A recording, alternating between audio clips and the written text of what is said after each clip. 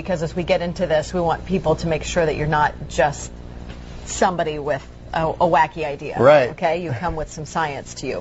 What is the official reason for the collapse of the World Trade Center towers? Well, we're told that the planes hit the buildings, and there was an explosion and a fire, and about an hour and a half later, in the case of the North Tower, the buildings collapsed due to structural weakening due to the fires.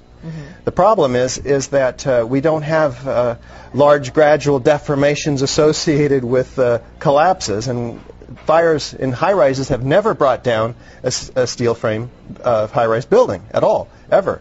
And what we have, unfortunately, is the evidence in the Twin Towers and the third skyscraper to collapse that day, which most people don't know anything about it. We have the evidence of the 10 key features of controlled demolition.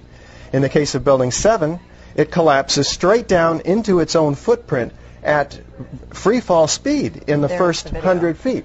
It's dropping, as you can see, symmetrically, smoothly, at free fall speed in the first 100 feet, 2.5 seconds.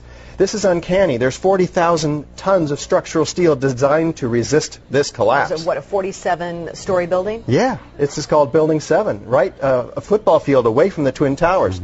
Okay, so what we're showing is left what happened. In fact, right is a controlled where you are using, or the people who made this happen, used demolition. Indeed, and this is a direct comparison.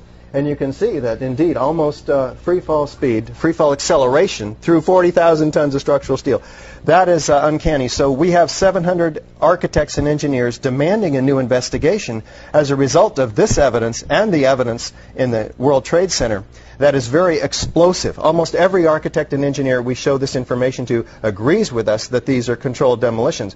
If we can get them to look at the information, because obviously the implications of a controlled demolition are dark for our country, because that means somebody besides Al-Qaeda was involved, because these have to be easily 3 of the most highly secure buildings outside